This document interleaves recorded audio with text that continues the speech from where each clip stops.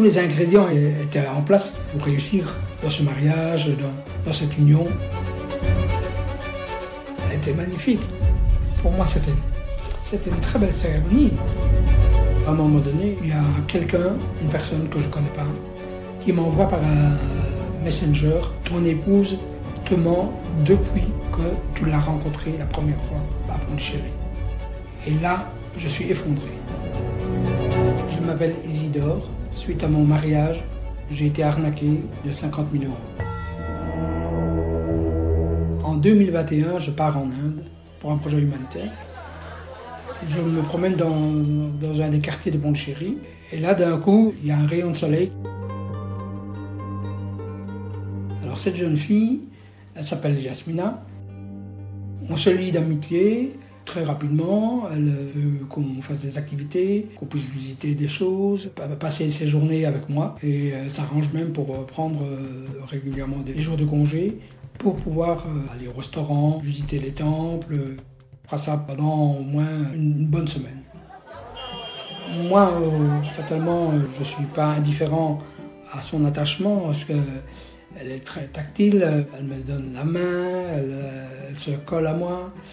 Il y a aussi une différence d'âge qui est là. Elle a 22 ans, moi à ce moment-là j'en ai 55, donc il y a 33 ans d'écart entre elle et moi.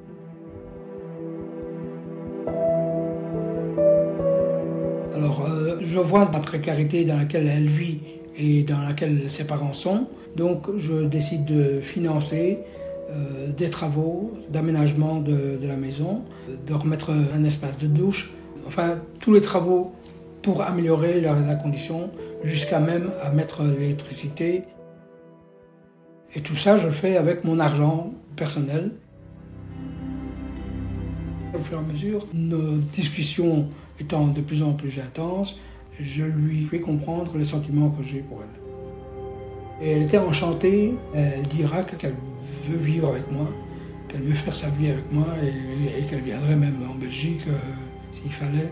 Après, je lui ai proposé en effet le mariage et je remets alors sur la table la question de la différence d'âge.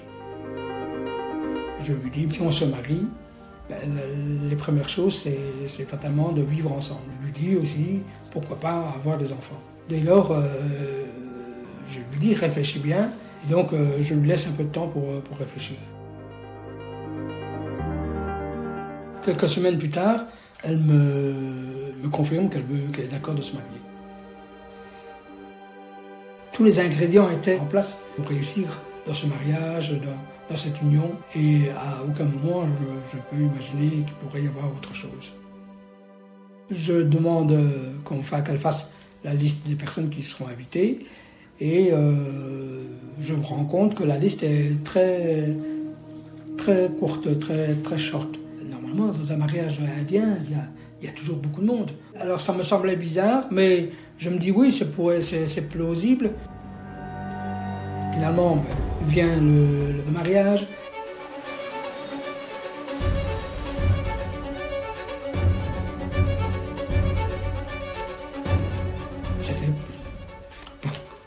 Pour moi, c'était une très belle cérémonie. Elle était magnifique.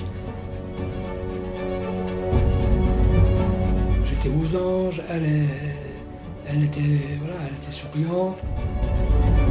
Et finalement, on est mariés. Je veux l'embrasser. Elle se retourne, je lui donne à peine un bisou. Et en fait, elle dit qu'elle est gênée et qu'elle ne veut pas le faire, ça, devant ses parents. Donc, je me dis, ok, d'accord. Donc, je le prends encore sur moi, je l'accepte.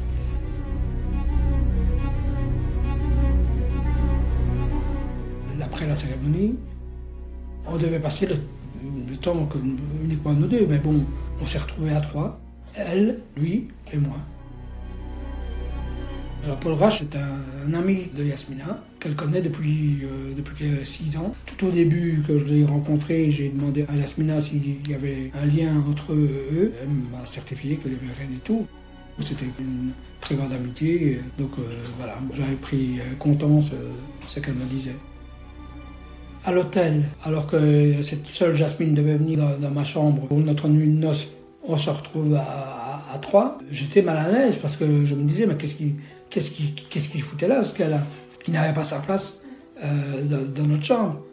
Alors elle avait pris comme excuse, je ne peux pas rester avec toi parce que ma maman a des difficultés pour prendre ses médicaments, et donc il faut que je rentre. Et lui était là, il l'a raccompagné chez ses parents. Le surlendemain, je dois repartir en Belgique. Elle est venue me raccompagner à l'aéroport avec toujours son ami Paul Rache. Donc lorsque je rentre en Belgique, je lui explique que je vais lui envoyer tous les dossiers pour le regroupement familial, afin qu'elle puisse me rejoindre et venir habiter en Belgique. Au mois d'octobre de l'année 2022, le visa est accordé. Donc elle arrive en Belgique et je suis très très heureux, après presque un an d'aller-retour, de procédures. Enfin, elle est à la maison. Donc je lui avais offert un beau bouquet de fleurs. Et dès le début, je vois bien que ça ne va pas. Elle est encore plus distante qu'elle ne l'était. Je me dis, laissons-lui le temps pour qu'elle prenne ses marques. Je l'entends parler toujours au téléphone. Et quand je vais la voir, elle ne me parle presque pas. À peine si elle me dit bonjour. Et puis je la vois pleurer. Je lui demande, tiens, pourquoi est-ce que tu pleures? Mon pays me manque, ma famille me manque. Tout dégringole lorsque Jasmine me dit à un moment donné qu'elle veut retourner en Inde. Alors, je ne comprends pas. J'accepte et voilà, je réserve le billet d'avion. Elle m'envoie un premier message quand elle arrive en Inde pour dire qu'elle est bien arrivée. Et puis un deuxième message pour me dire qu'elle a demandé le divorce.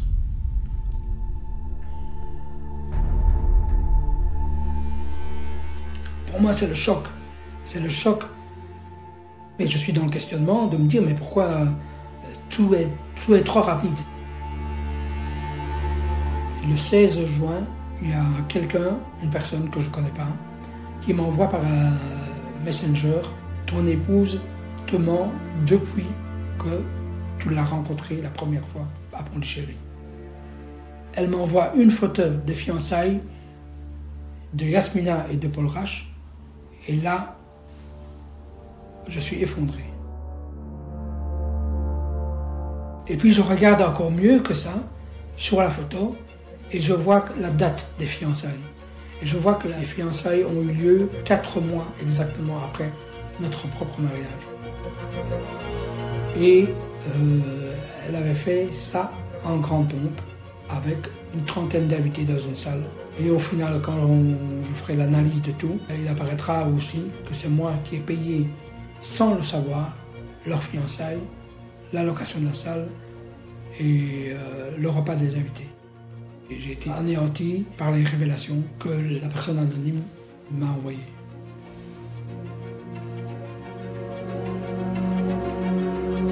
Ce que je vais faire, c'est simplement que je vais organiser mon propre voyage sans qu'elle sache un mot. J'arriverai à Pondichéry et je commencerai à faire mon enquête, à engager des avocats. Jasmine, en fait, m'a trompé, m'a humilié.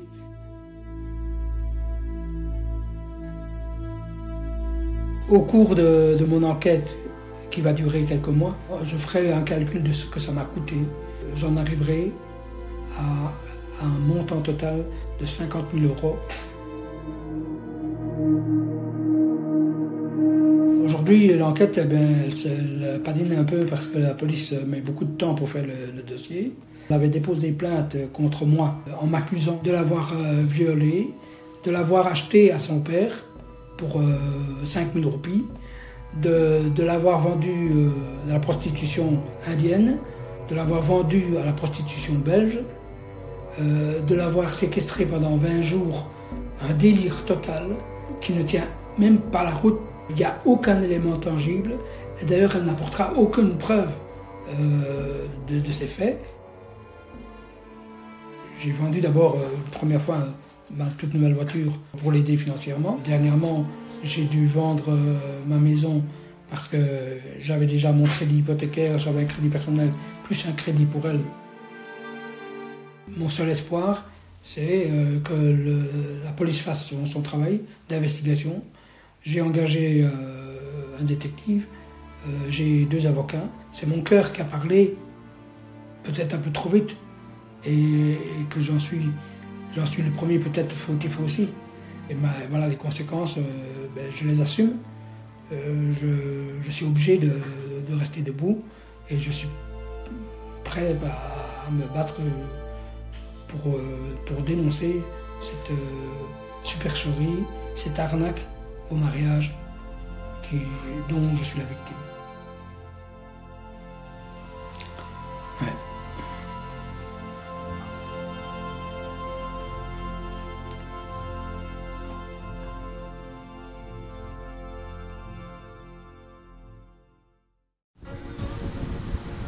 C'est l'homme de ma vie. Et une nuit, il s'en va du coup sur une intervention. Notre vie va totalement changer. Il est mort. C'est impossible, on a 28 ans, ça peut pas s'arrêter comme ça.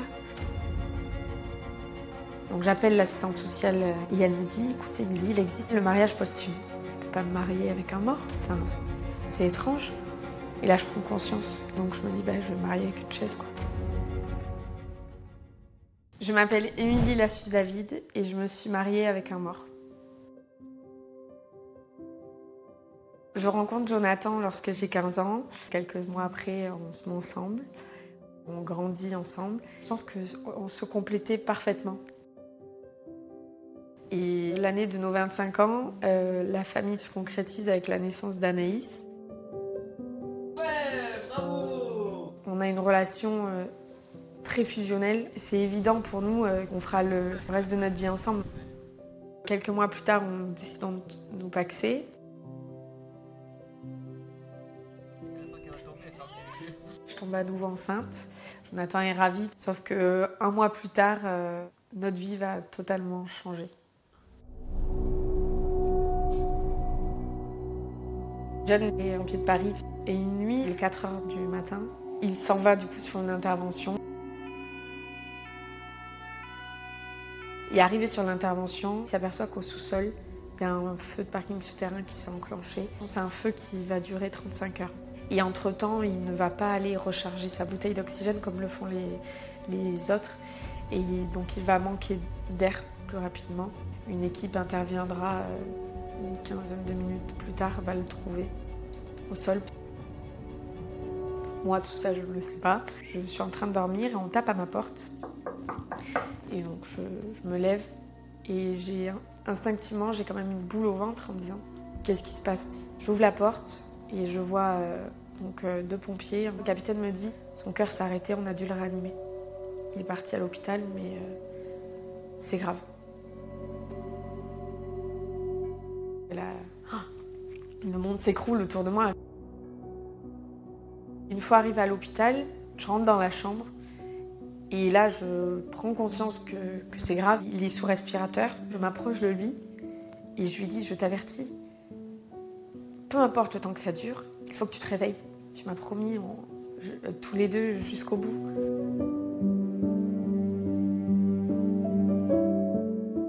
Et là, John ouvre les yeux, il me regarde et je lis dans ses yeux, je suis désolée. Et là, il se met à pleurer. Et moi, je lui dis, mais non, t'inquiète pas. Ça va aller, je suis là. Je vois le médecin derrière. Et le médecin me dit, je crois qu'il vous a dit au revoir. Mais c'est impensable pour moi. C'est impossible, on a 28 ans, ça fait 13 ans, ça peut pas s'arrêter comme ça. Et le décès est prononcé. Il est déclaré mort pour la nation. Et je suis amenée à choisir le cercueil, tout ce qui est cérémonial autour et qu'on n'imagine pas faire à 28 ans. Et 2 jours plus tard, il sera enterré sur ces terres comme il le voulait. 2 mois après, je reçois un papier pour m'informer que notre pacte s'est dissous.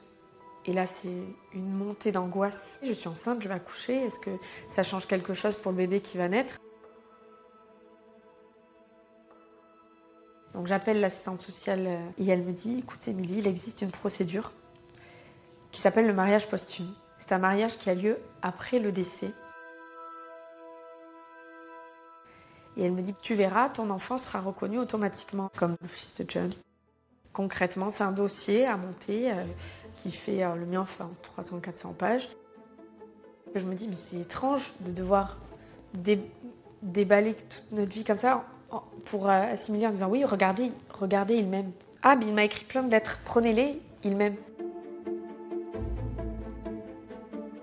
On m'explique qu'il va être envoyé d'instance en instance et qu'il va être finalement validé par le président de la République qui donnera son aval et que ça validera le mariage. Et là, je vois que l'assistante sociale marque un temps de pause et elle me dit par contre, Émilie, ça reste un mariage et il y a une cérémonie obligatoire.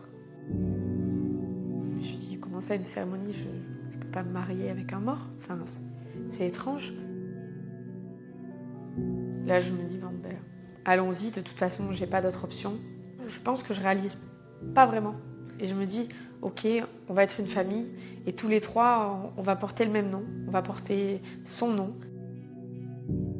Nathan naît. Le jour du mariage, je suis pas heureuse parce que c'est le vide.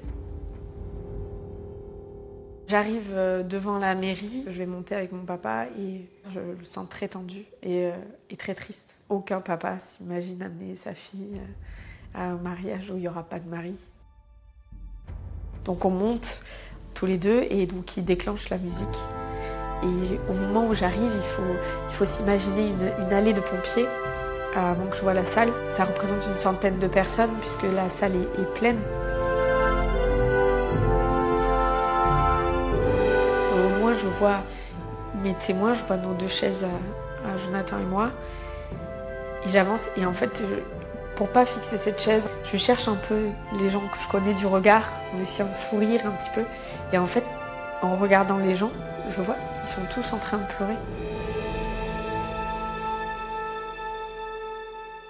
Et donc je prends place à ma place, je m'assieds et en m'asseyant, j'avais déjà dans la main un gant, John et son petit bonhomme porte-bonheur, que je pose sur la chaise symboliquement pour me dire qu'il est un peu là. Et je m'aperçois que nos témoins respectifs les plus proches sont en larmes aussi. J'écoute ce que dit le maire, son texte est très émouvant et très gentil. Et le maire n'est pas resté derrière le bureau, il a fait le tour. Il s'est mis à côté de moi, comme si c'était Jonathan. Il m'a dit « Est-ce que vous le voulez ?» Donc j'ai dit « Oui, je le veux ». Et il s'est tourné comme si c'était évident. Et il m'a mis les alliances comme s'il parlait pour Jonathan, en fait. Je pense que c'était aussi pour faciliter, quand même, puisque honnêtement, c'est quand même très difficile de se marier à une chaise. De lui-même, le maire, en fait, me prend dans ses bras. Je me tourne rapidement vers les gens, je vois, il sourit. Je savais que le cérémonial allait être très compliqué et je voulais que l'après adoucisse tout ça, en fait. Et j'avais organisé un lâcher de ballon pour envoyer à John, pour le petit rappel quand même, parce qu'il n'est jamais bien loin. Ouais, celui-là, il va. Regarde, il part, ton... Ah, t'aimerais partir?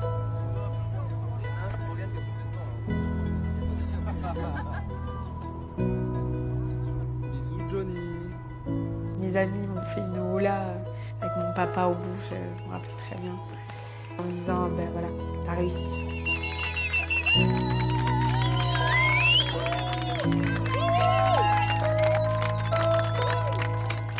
On a fait la fête, c'était très nous. Le lendemain, je me réveille, je vois la bague, je me dis, bon, ta vie repart normalement, il n'y a pas de lune de miel. Je me sentais seule au monde. J'avais un peu l'impression que ça s'arrêtait alors que c'était juste la procédure qui s'arrêtait. Et Nathan a eu ses papiers en octobre 2022, donc à plus de 4 ans. Aujourd'hui, je peux le dire, tous les trois, On existe tous au nom de Jonathan. Même encore aujourd'hui, 5 ans et demi après, je ne me remarierai pas.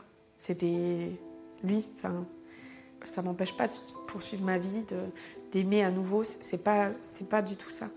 C'est juste que c'était... John, c'est mon évidence. Ce qui me raccroche même encore, c'est de me dire qu'il existe un après et que je le retrouverai quelque part. C'est sûr.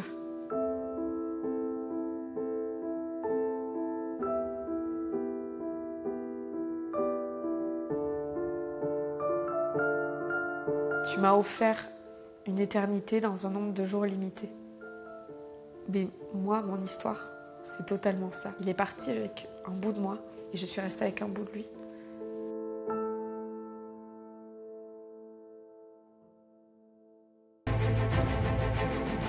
Ma fille, elle naît le 1er juin 2017. Tout de suite, je la prends dans mes bras, donc on va dire que la connexion se fait instantanément. Et voilà, c'est un des plus beaux jours de ma vie. Au bout de 3-4 mois, alors que tout se passe bien, je découvre que ma fille commence à devenir métisse et avoir des cheveux crépus. Moi, je suis blanc, sa mère, elle est blanche. Je me dis que c'est pas possible, quoi. Ça me fait vraiment un choc et j'ai l'impression d'être assommé, quoi. J'ai l'impression que tout s'écroule, quoi. Je m'appelle Charles et à 4 mois, j'ai découvert la vérité sur ma fille. En 2016, je suis sur Facebook, je tombe sur ce profil et vraiment une très belle femme, élancée, très classe, donc je décide tout simplement de l'ajouter. On commence à parler, il y a un feeling qui se fait assez rapidement parce qu'on a les mêmes envies. Elle me dit qu'elle est infirmière, qu'elle gagne bien sa vie. De fil en aiguille, il y a une complicité qui se crée et on décide de se voir tout simplement. La première rencontre, forcément, elle est magique parce que déjà, physiquement, c'est une très belle femme. Tout se passe naturellement, donc tout débute très très bien. Au début, c'est vrai que je lui faisais la confiance les yeux fermés parce que je suis quelqu'un d'assez naïf. Et assez rapidement, j'ai découvert des petits mensonges. Alors déjà, j'ai vu qu'elle adorait plaire, elle se mettait en avant alors qu'elle m'a dit qu'elle était plutôt de nature discrète. Je voyais beaucoup d'argent en liquide, donc forcément une infirmière, ça n'a pas forcément d'argent en liquide. Et puis après, je me suis rendu compte assez vite que finalement elle n'était pas la personne qu'elle prétendait être. J'ai pris son téléphone portable parce que j'avais des doutes. Et j'ai vu qu'elle avait des messages de bar à champagne et ce genre de choses. En fait, elle m'avoue qu'elle était Sarah, escorte de luxe. Elle n'était pas Sarah infirmière, la femme dont j'avais rêvé. Quand je la confronte, finalement, elle nie pas la vérité, quoi. Elle dit oui, c'est vrai, mais voilà, j'avais honte de le dire. Et elle se sent un peu bête, quoi. Elle a envie de rester avec moi, elle me fait des déclarations enflammées, elle me dit que c'est vraiment moi la personne avec qui elle a envie d'être, qu'on a loué quelque chose de fort. Et forcément, malgré tout, ça me fait quand même réfléchir, quoi. En fait, je lui ai demandé d'arrêter ses activités, je n'ai pas laissé le choix parce que sinon c'était la fin de la relation. Finalement, on décide de se laisser une chance quand même, malgré le mensonge, et de repartir sur une base de vérité. Et j'arrive à lui faire entreprendre des démarches pour trouver un travail. Et donc du coup, on va dire que l'avenir, on va commencer à parler d'avenir à ce moment-là. Assez rapidement, on décide d'emménager ensemble. En fait, mon rêve, c'était d'être papa. Ça pouvait arriver, quoi. Je me suis toujours dit, de toute façon, dans ma vie, que ce soit avec elle ou n'importe qui, si ça arrive, et on prendra la décision en fonction de ce qui se passe, quoi. Au bout de 1 an de relation, elle m'annonce qu'elle est enceinte. Et à ce moment-là, je suis le plus heureux des hommes, parce que c'était mon rêve. Finalement, la situation, elle est stabilisée, je me sens bien avec elle. Donc je me dis que vraiment, on est parti pour toute notre vie ensemble, quoi.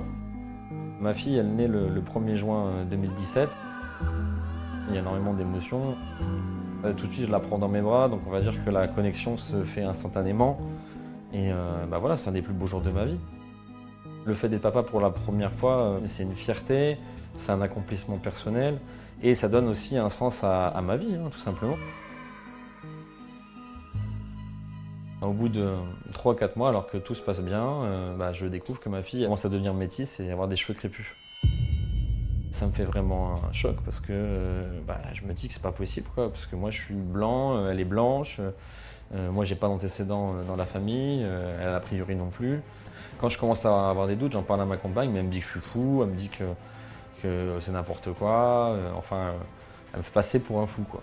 J'essaie encore de trouver on va dire des excuses ou des solutions pour me dire que en fait, ce que je vis, c'est pas vrai. Je me dis que peut-être je me trompe et peut-être que c'est un hasard aussi. J'ai pris quelques semaines de recul par rapport à la situation et du coup, elle part chez ses parents et moi, pendant ce temps-là, en fait, j'envoie un test ADN parce qu'en fait, en France, c'est pas légal, hein, donc il faut le faire à l'étranger et j'envoie ça en Angleterre. Le résultat arrive. Effectivement, il s'avère que c'est pas moi le père de l'enfant, quoi. Quand je découvre ça, c'est un choc, je commence à pleurer. Moi, je suis tout seul, quoi. Quand je reçois les résultats et j'ai l'impression d'être sur le canapé et j'ai l'impression d'être assommé, quoi. J'ai l'impression que tout s'écroule, quoi. Elle m'avoue qu'Eleanor est la fille d'un de ses clients.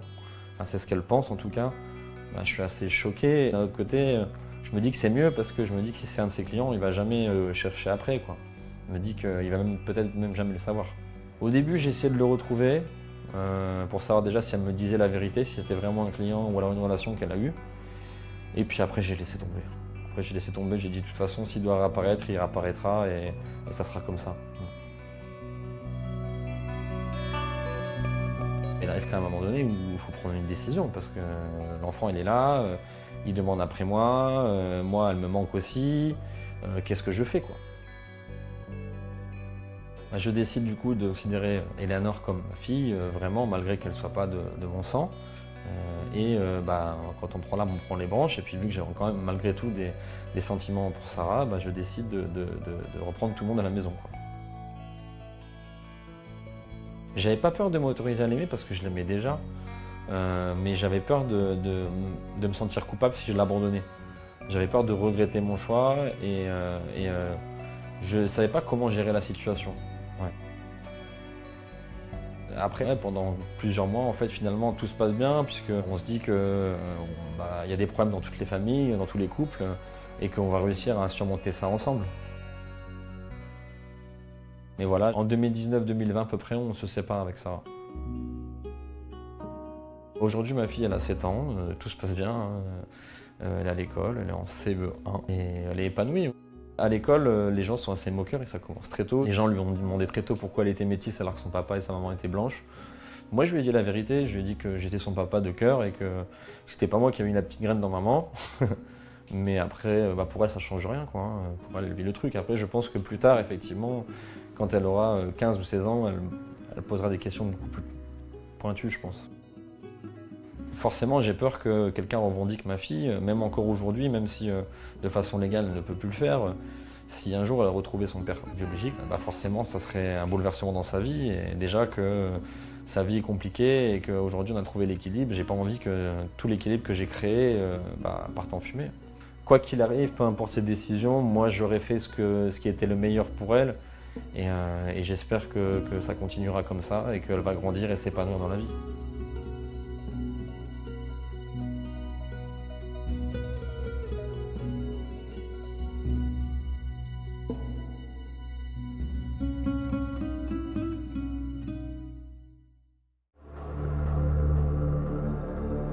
J'étais très attachée à lui, on se voyait très souvent, la plupart du temps j'étais chez lui. Je l'aimais en tout cas. Un jour, je reçois un DM Instagram d'une fille que je ne connais pas. J'ouvre ce message par curiosité. Cette fille-là me dit que je ne suis pas toute seule dans cette histoire. Et en fait, on se rend compte que dès qu'il n'était pas avec une, il était avec une autre, quoi. Il a répété le même schéma avec les autres filles. Je m'appelle Léna et j'ai découvert que mon copain avait 2 autres femmes dans sa vie. J'ai rencontré cet homme-là sur une application de rencontre. On s'est parlé pendant quelques temps sur les réseaux sociaux avant de se voir et voilà, on s'est vu dans un bar à Paris pour notre premier date. Cet homme-là, c'était quelqu'un qui aimait bien les belles choses et les beaux endroits, donc c'est vrai que quand on sortait, la plupart du temps, il m'emmenait dans des endroits chouettes que moi je connaissais pas de base. J'étais très attachée à lui, on se voyait très souvent, la plupart du temps j'étais chez lui. Donc oui, je pense qu'il y a un moment où on peut dire que je l'aimais beaucoup.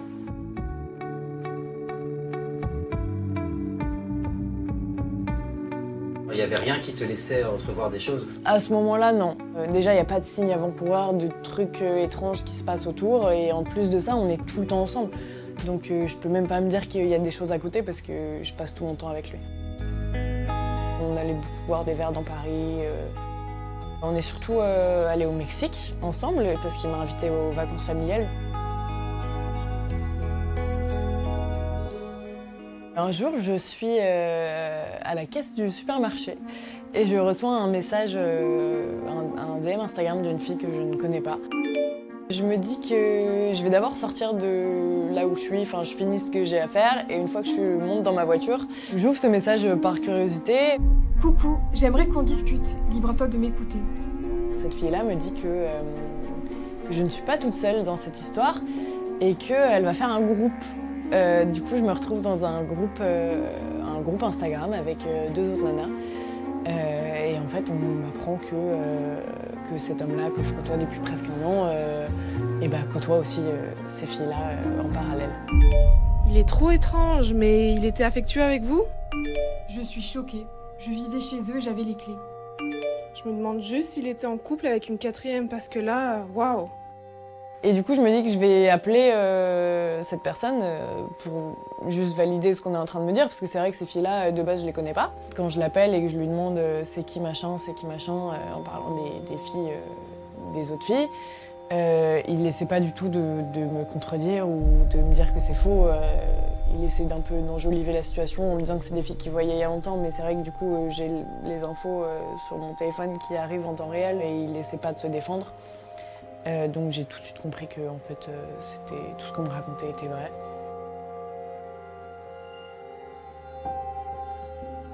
Plus je parle avec ces filles-là, plus on se rend compte qu'il y a un soir où, par exemple, il devait en voir une autre, mais qu'il a annulé, on ne sait pas pourquoi. On met toutes les dates en corrélation, on se donne un peu des infos sur qui était où et quand. Et en fait, on se rend compte que dès qu'il n'était pas avec une, il était avec une autre, quoi. Ce qui m'a plus fait peur, c'est qu'il a répété le même schéma avec les autres filles. C'est-à-dire que le premier rendez-vous avec les autres filles, il l'a fait au même endroit, les mêmes surnoms. Ils fréquentaient les mêmes endroits ensemble. Comme j'ai dit, j'étais en vacances avec sa famille au Mexique. Il en avait invité une autre également. Il répétait le même schéma avec les deux autres filles. Tout pareil. Tout pareil. Vraiment, quand je suis au pied du mur et que j'apprends la nouvelle, j'avoue que je suis un peu désemparée et surtout que mon téléphone ne s'arrête pas de sonner en fait, parce que du coup, dans ce groupe, toutes les filles commencent à s'exciter un peu et à se donner plein d'infos. Et moi, je viens d'apprendre la nouvelle, elle le savait déjà. Pour moi, il y a 0 doute. Il y a des jours, il m'apportait le petit déjeuner au lit et d'autres fois, j'avais envie de sauter de la fenêtre. Donc je suis un peu trop stimulée de tous les côtés. Donc quand je l'apprends, je fais une pause, j'éteins mon téléphone. Après avoir appris la nouvelle, j'ai mis quelques jours à m'en remettre, évidemment, parce que c'est jamais des nouvelles très faciles à encaisser. Je pense que si personne ne l'avait découvert, ça aurait pu durer très longtemps. Et en parlant avec ces filles-là, et ces filles-là ont fait un peu leur enquête, elles ont découvert qu'il y en avait d'autres, qu'on n'était pas les seuls. Donc je sais pas ce qui s'est passé, je sais pas si elles ont pris contact avec ces filles-là comme elles l'ont fait avec moi, mais je sais qu'il y en avait d'autres. Donc vous étiez beaucoup plus que 3? Oui, on était beaucoup plus que 3 au final.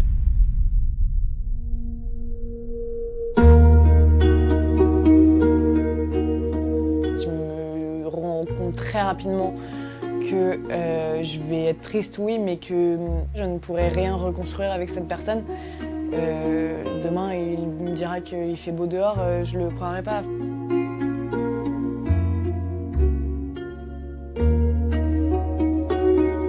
Ça m'a quand même aidé de savoir que j'étais pas seule et qu'il y avait d'autres gens qui l'avaient vécu de la même manière que moi et avec la même personne en face. Je pense qu'il y avait quand même un mal-être quelque part, peut-être un problème de confiance en soi qui le poussait à chercher des attaches avec différentes personnes. Maniaque peut-être pas, mais il y avait un problème quelque part, oui. S'il voit cette vidéo, je lui dirais que j'espère qu'il va mieux. Parce que, au fond, il allait pas bien. J'espère qu'il est dans une relation amoureuse stable. Aujourd'hui, je vais très bien. Je suis complètement passée à autre chose. J'ai un chéri super. Qui, j'espère, n'a pas 3 autres femmes dans sa vie.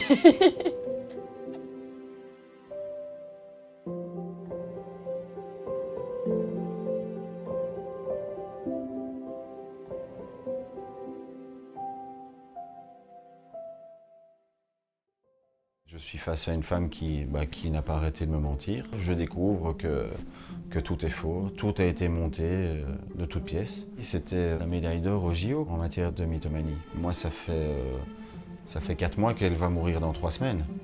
Je m'appelle Julien Marty, je suis tombé amoureux d'une mythomane. Le 26 juillet 2015, je découvre un message d'une fille que j'ai rencontrée 30 ans auparavant. Elle prend contact en me disant « Comment va ta vie ?» Salut Julien, ça fait longtemps. Comment tu vas depuis tout ce temps? On se raconte nos vies respectives. Je l'invite à manger chez moi et elle accepte. Et le jour où elle arrive, j'ai préparé une belle table, l'ascenseur arrive, la porte s'ouvre. Je vois tout de suite qu'elle est soignée, elle est bien coiffée, elle est souriante et je suis déjà sous le charme. On se sourit tout de suite et je la fais rentrer. Après l'apéritif, je lui propose de passer à table et elle vacille légèrement. Donc moi je m'amuse et je lui demande si elle est beurrée après 2 verres de vin. Elle me répond que non, que c'est à cause de sa hanche et qu'elle m'expliquera. Donc moi je pose pas plus de questions, on passe à table.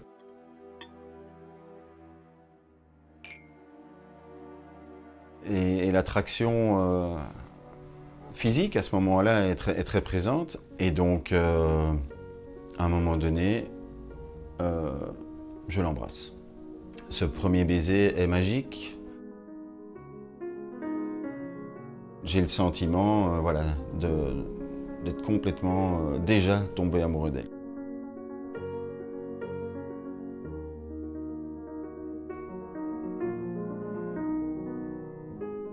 Le lendemain, on se retrouve en terrasse. Là, je lui dis, explique-moi maintenant tout ce que tu voulais me dire.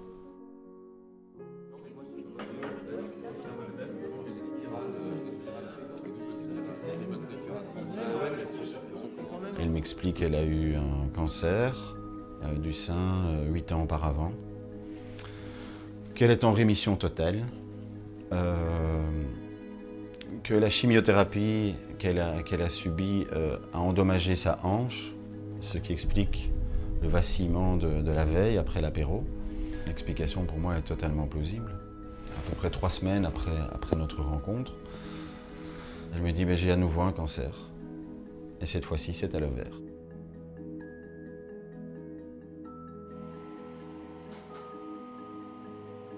Je suis abasourdi par la nouvelle. Le monde s'écroule. Des examens sont pratiqués.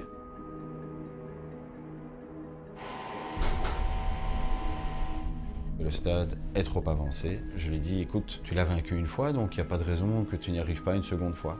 J'ai l'envie de l'accompagner aux différents rendez-vous médicaux. Je préfère y aller seule, mon cœur. Tu m'accompagneras pour d'autres rendez-vous. Je suis pas très en forme. Je m'étonne du fait qu'elle refuse quelque part cet accompagnement. Quelques jours plus tard, ce sont des métastases au cerveau qui surgissent, avec des absences, des moments de confusion, des pertes de mémoire immédiates. Un jour, elle m'appelle et elle m'annonce qu'elle est enceinte. Là, je tombe des nues. Je me demande comment il est possible de tomber enceinte avec un cancer aux ovaires.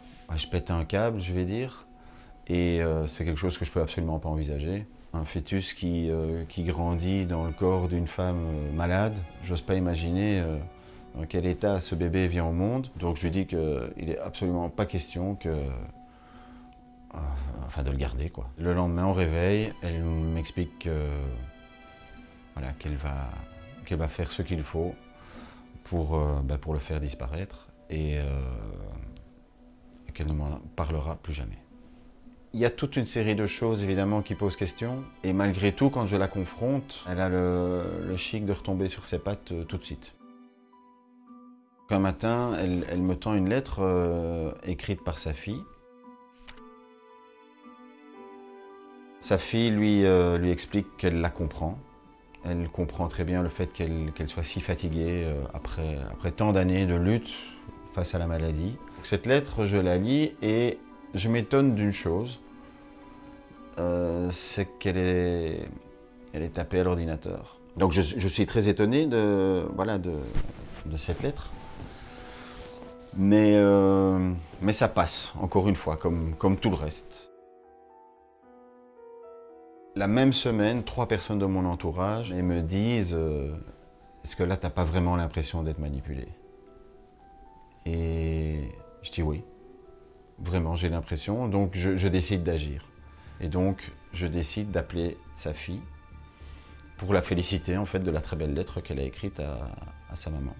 J'ai dit, c'est une lettre dans laquelle ta maman t'annonce qu'elle veut mettre fin à ses jours et tu lui expliques que tu la pardonnes, que tu comprends et que tu vas t'occuper de ta petite sœur, etc. Elle me dit, mais attends, maman, je sais qu'elle va pas très bien, mais elle va pas mourir. Hein. J'ai dit, mais est-ce que tu es vraiment conscient de l'état de santé de ta maman? Je dis, parce que moi, ça fait 4 mois qu'elle va mourir dans 3 semaines. Et tu as parlé de ça? Et là, elle me dit, mais non, pas du tout. Moi, j'ai jamais écrit en ces termes à maman. Et certainement pas il y a 3 semaines. Tout s'écroule.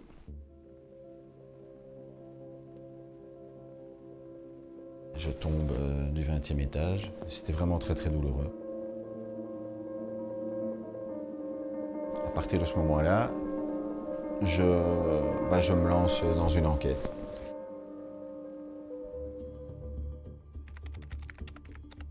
J'appelle entre autres la gynéco qui a pratiqué la laparoscopie et je lui dis que j'ai l'impression d'être manipulé par une de ses patientes. Et donc elle me répond que je peux vous dire que je ne l'ai pas vue depuis 2008. Je rappelle qu'on s'est rencontrés en 2015.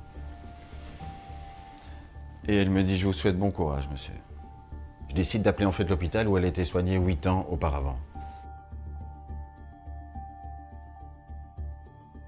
Je me fais passer pour son médecin traitant. Donc je téléphone au service d'oncologie.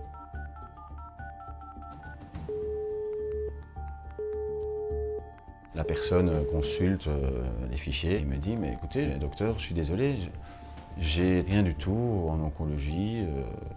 Et donc là, je comprends que non seulement il ne se passe rien maintenant, mais qu'il ne s'est rien passé 8 ans auparavant non plus. Je découvre que tout est faux, tout a été monté de toutes pièces et qu'en fait je suis face à une femme qui n'a pas arrêté de me mentir.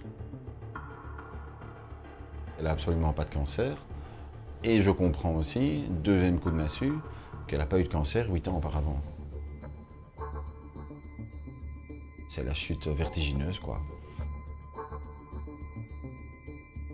Donc elle rentre chez moi avec ses propres clés. Je me garde bien d'aller l'accueillir à la porte. Et elle débarque dans ma chambre. Je dis, écoute, maintenant ça suffit. Ça suffit, je sais tout. Alors là, elle est un peu perdue. Elle me dit, comment ça, tu sais tout, de quoi tu parles? Je dis, ben, je sais que tu n'es pas malade, que tu ne l'as jamais été. Je lui dis, voilà, tu as tout perdu, tu m'as perdu. Moi, je t'aimais, et là, je m'aperçois que tu m'as menti sur toute la ligne. Donc, je l'ai prié de sortir de chez moi et de ma vie. Je ne l'ai plus jamais revu. Ma sœur, elle m'a vraiment convié à l'accompagner chez un médecin. Et le médecin m'a dit, mais cette femme souffre du syndrome de Munchausen. Et c'est donc un syndrome assez rare qui pousse les gens à prendre des médicaments pour provoquer de faux symptômes et donc donner l'impression qu'ils sont malades. Ça s'accompagne de manipulation et de mythomanie. Elle était hyper entraînée, ça faisait 30 ans de mythomanie qu'elle gérait à la perfection. J'ai toujours dit, c'était la médaille d'or au JO quoi, en matière de mythomanie. En comprenant en fait l'état dans lequel elle se trouve et la maladie, ça permet vraiment de relativiser les choses. Ça m'a permis d'abandonner tout ressentiment, toute colère à son égard. Il fallait quelqu'un à qui elle puisse raconter ses mensonges, quelqu'un qui y croyait. Mais je me suis aperçu aussi que j'avais probablement besoin d'elle pour exister à ma façon. Ça ne m'a pas empêché d'avancer dans la vie et en tout cas d'être vigilant et de ne plus rencontrer ce genre de personnes. Qu'est-ce qui me dit par exemple que toute cette histoire ne serait pas un mytho? Qu'est-ce que tu veux que je dise? Je veux dire qu'on pourrait croire que moi je suis mytho en racontant une histoire pareille. J'ai un certain nombre de preuves tangibles. Je ne dis pas que c'est l'histoire de tout le monde, c'est mon histoire.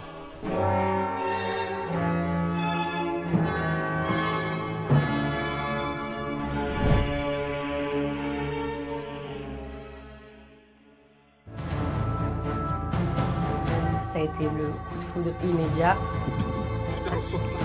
C'était l'homme de ma vie. Et puis un jour, la maman m'envoie un message où elle me dit qu'il est décédé. J'ai perdu 15 kilos, j'ai arrêté de vouloir vivre. Et puis un jour, je reçois un coup de téléphone. Je réponds à qui je suis en train de parler là. Il me dit, écoute Luna, je suis désolée, j'aurais jamais dû te faire ça. Là, c'est horrible, juste le choc. Je m'appelle Luna et mon ex m'a menti sur sa mort. J'ai rencontré un garçon quand j'avais 16 ans, j'étais en première, ça a été le coup de foudre immédiat. On est sortis ensemble très très vite, c'était vraiment le type de garçon qui me plaisait. Putain, le son que ça fait, c'est dégueulasse. Ça faisait 3 ans qu'on était ensemble, mais ça va pas durer, c'est quelqu'un qui est très instable. Et d'une certaine manière, je le suis aussi. On se confronte à énormément de problèmes et on vit une relation très très toxique. Lui, il a énormément de problèmes financiers, familiales, il a un passif très lourd. Et pour moi, c'est très dur à porter. Je pars parce que j'en peux plus. Et pendant quelques temps, tout va très bien. C'est la renaissance en fait. Je renais de cette relation-là, je me reconstruis, je sors, j'ai l'impression de respirer à nouveau. J'ai envie de faire la fête, de voir des gens, j'ai envie de découvrir le monde en dehors de cette relation. Au bout d'un moment, il disparaît, tout simplement. Et quand je dis qu'il disparaît, c'est juste qu'il répond plus à des messages, on le voit plus trop sur la surface de la Terre, alors que c'est quelqu'un qui a envie d'être vu, qui est très sociable, qui aime être avec des gens, être remarqué. Et donc moi, je trouve ça bizarre. Comme il avait beaucoup de problèmes avec beaucoup de gens, moi j'étais inquiète pour sa vie. J'avais peur que quelqu'un ait essayé de se venger de plein de choses. Et ça m'inquiète aussi parce qu'il doit beaucoup d'argent et aussi à moi. Et du coup j'ai entamé des démarches de plusieurs côtés. D'abord avec sa maman. Et je la contacte en lui disant voilà, est-ce que tu sais où est ton fils ? Mais c'est très compliqué parce qu'elle parle vraiment pas bien français et que surtout c'est pas une maman qui est très présente. C'est pas une maman cocooning, une maman sympa. Elle est très distante, très froide et elle s'est pas beaucoup occupée de lui. Donc elle est en mode t'inquiète, il est en train de faire sa vie, tu le connais, ça lui ressemble. Sauf que moi je le connais pour de vrai et ça lui ressemble pas du tout. Et puis là l'inquiétude commence à monter parce qu'en plus je contacte le proprio qui me dit qu'il n'a pas payé le loyer, qu'il est rentré dans l'appart, que c'est dans un état lamentable. Il y a plein de petits points qui me font dire il lui est arrivé malheur mais j'arrive pas à mettre le mot sur quoi. Et puis surtout, je vais dans l'appartement parce que j'ai aussi les clés et il a laissé toutes ses affaires. Il y a tout. Et on dirait qu'il a disparu de la surface de la Terre. Je vais vraiment commencer à le chercher activement et là, je deviens même un peu paranoïaque. Je commence à le chercher de partout, à attendre devant les endroits où il aurait été vu pour la dernière fois et rien.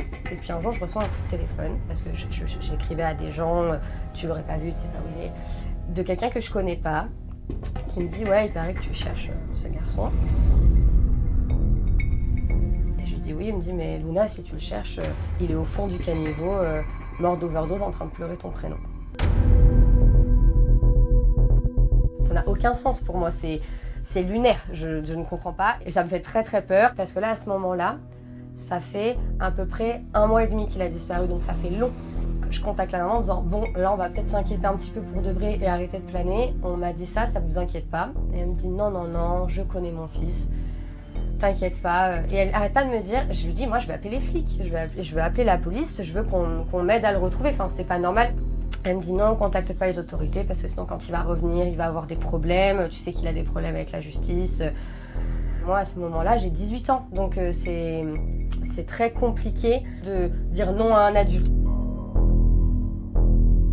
À peu près 2 semaines plus tard, la maman m'envoie un message où elle me dit qu'il est décédé, que j'avais raison. Tu avais raison pour Fabien. Il est mort depuis plusieurs semaines. La police m'a téléphoné pour me dire qu'il était mort d'overdose. Elle me dit que vu que je l'avais laissé, il était seul et qu'il n'a pas réussi à vaincre tous ses démons. Donc moi je tombe des nues, mais il y a une partie de moi qui ne la croit pas. Comment on annonce ça à quelqu'un? C'est affreux. Elle me dit si tu l'avais pas abandonné, il serait toujours avec nous. Elle me le répète ce genre de phrase. Je lui envoie un message 2 jours plus tard et je lui dis je veux venir à l'enterrement. Et elle me dit que son corps va être rapatrié en Italie, que c'est un tombeau familial qu'elle veut pas. Elle m'envoie d'ailleurs une photo d'une tombe qui est complètement floue.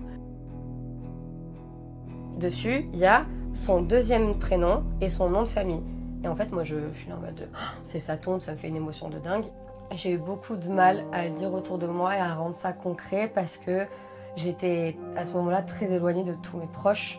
Et du coup, quand les quelques personnes à qui je les ai dit m'ont dit mais tant mieux, c'est tout ce qu'il méritait. J'ai entendu ce genre de phrases. J'étais très très seule, je sortais pas beaucoup. C'est vraiment là une période où je suis tombée au plus bas, j'ai perdu 15 kilos, j'ai arrêté de vouloir vivre. Parce que je vivais avec ce truc-là de c'est ma faute si j'étais pas partie. Il serait toujours là. Et je me disais je vais devoir vivre avec ça toute ma vie.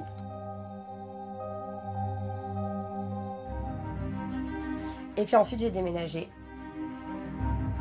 Je rencontre des gens incroyables qui me font beaucoup de bien. Je renais et surtout je peux parler de lui à des gens qui ne le connaissent pas.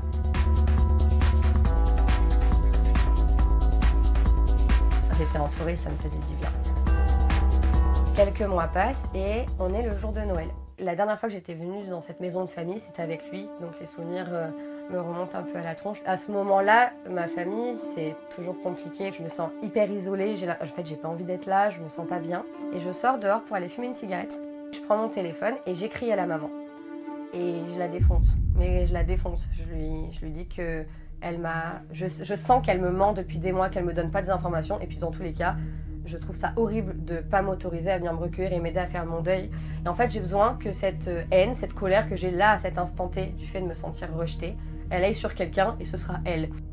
Je vous déteste. Et dans le message, je lui dis que je vais très mal, ce que je ne disais pas beaucoup. J'ai chéri votre fils pendant plus de 3 ans et vous ne m'avez même pas aidé à faire mon deuil. Je reçois une réponse et c'est écrit dans un français très bon, il n'y a pas de faute, alors qu'elle, elle fait 1 mot sur 3 en français, arabe et italien. Et ça me dit, profite de tes fêtes, Luna, on en parlera plus tard, je pense que tu mérites de profiter de tes fêtes, quelque chose comme ça.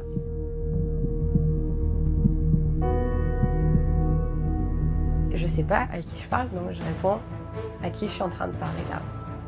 Et il a même pas écrit son prénom, il n'a pas eu besoin, il a juste écrit, écoute Luna, je suis désolée, je pleure en écrivant ce message, j'aurais jamais dû te faire ça.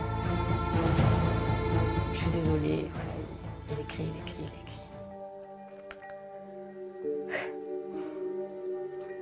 Et là c'est horrible, en fait c'est horrible parce que je ne sais pas ce que je dois ressentir. À ce moment-là, j'en sais rien. Est-ce que je suis contente? Il est en vie. Voilà. Est-ce que je suis en colère? Mais t'es sérieux, mec? Est-ce que je suis... J'en sais rien. Je suis juste là, face à ce portable, que je regarde, comme ça. et je réponds rien. Et là, je déconnecte. Je retourne dans ce repas de famille. Et je me souviens de rien. Je me souviens pas être rentrée chez moi. Je me souviens pas avoir dit au revoir aux gens. Juste le choc. Je m'étais construite sur ce deuil-là. Et ça pourrait paraître comme quelque chose qui nous soulage, mais quand ça fait 10 mois que tu te tapes avec ça, que tu te bats au quotidien, c'est horrible. Je me sens un vide, un truc, c'est un scénario de film, c'est pas quelque chose que les gens font dans la vraie vie. Pendant ces 10 mois, sa maman, moi je vais la croire sur parole en fait. À partir du moment de la photo de la tombe et puis d'elle qui me parle tous les jours de ça en fait, ça devient une réalité. Et puis de toute façon il réapparaît pas, il a disparu de partout. À aucun moment, enfin quand on est dedans, à aucun moment on se dit il va simuler sa mort.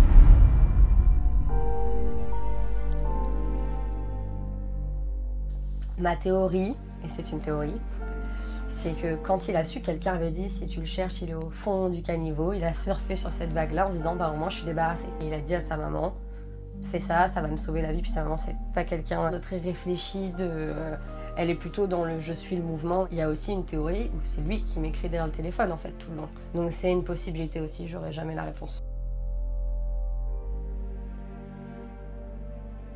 Souvent, dans les pires épreuves, on trouve les plus grandes victoires. C'est pas mon cas. C'est sûr que ça m'a endurci, ça a fait de moi ce que je suis aujourd'hui, donc j'en suis contente. Mais ça m'a plutôt laissé des traumas qu'autre chose. C'est très compliqué de faire confiance, c'est hyper dur. Et puis une terreur de la mort, enfin que la personne parte. Quelqu'un ne me répond pas pendant 5 minutes, il est décédé. Il y a beaucoup ce truc-là de confiance, de peur qui s'est instauré, mais je travaille dessus. Je bosse dessus, mais je pense que ça me suivra toute ma vie. Je méritais pas ça. Je méritais mieux. Tout va bien pour moi aujourd'hui. J'ai juste à travailler sur les petites choses qui malheureusement m'a laissé, mais c'est tout ce qui me laissera et aussi bien dans 10 ans, ce sera bon.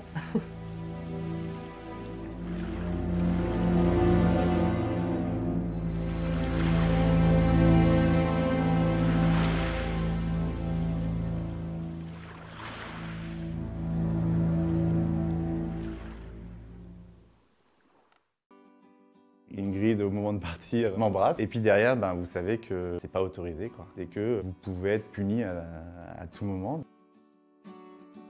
Je suis Marc Fassier. J'ai dû quitter mon ministère de prêtre par amour. Je suis rentré au séminaire pour me préparer à devenir prêtre et je suis devenu prêtre en 2004.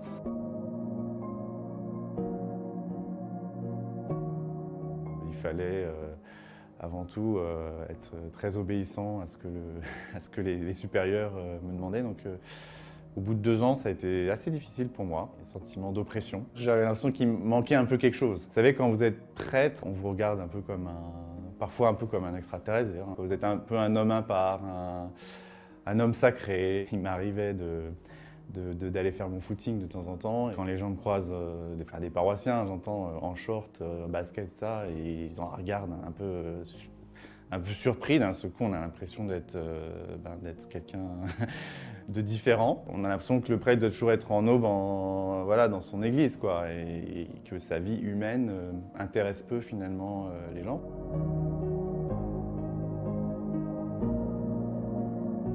En 2017, j'étais dans une paroisse du nord de Paris. Un acte assez anodin, on va dire, du ministère de prêtre, c'est-à-dire préparer un baptême d'un enfant, a fait que j'ai croisé la route d'Ingrid. Au fur et à mesure, il y a une amitié qui s'est construite entre nous, beaucoup d'échanges. Ingrid me parle de ce qu'elle vit de difficile, on parle, et puis ça nous rapproche. Fin 2018, on prend le thé, tout simplement, et au moment de partir...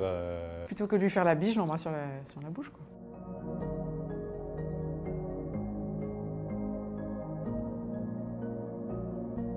Elle part un peu en disant qu'est-ce que j'ai fait, est-ce que j'ai pas abîmé notre amitié. Je sors de chez lui, je m'en vais, et là, tout de suite, je lui écris un SMS.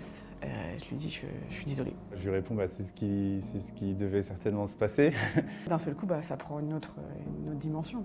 Pour moi, ce baiser, c'est une révélation en fait. C'est là. Ce que j'ai cherché au fond de moi-même, c'est là. Au début, vous dites pas tout de suite, ça y est, je vais tout quitter, demain, je fais mes valises, je quitte ma paroisse et je m'en vais. Vous savez que c'est pas autorisé, quoi. On a peur, d'une certaine manière, de la hiérarchie. Elle n'est pas prête à accueillir ce que vous vivez, si ce n'est en vous disant la règle c'est ça. Et si tu respectes pas la règle, tu sors. Par la force des choses, on est obligé de se cacher. Donc on essaye de se retrouver, oui, dans des endroits où où on ne va pas être reconnu. On se donne des rendez-vous dans les rayons des magasins. On se retrouve dans le rayon de la lingerie féminine. Et je suis là toute guillerette en train de lui montrer « Ah, regarde, ça c'est la petite culotte, elle est sympa !» Et d'un seul coup, je me retourne et je vois Marc blême qui change de couleur et qui s'en va. Je tombe nez avec une paroissienne. C'est une expérience un peu particulière. Du coup, on finit par s'octroyer des petits week-ends où lui, il était du coup pas pris par la paroisse. Le premier vrai week-end qu'on s'est fait, c'était en Corrèze. On avait loué un petit gîte et on était perdus dans la montagne. Il avait neigé, c'était juste magique. Et là, d'un seul coup, on peut se donner la main dans la rue, on peut avoir des gestes de tendresse dans les restos. Enfin, ça devient une vie normale de couple.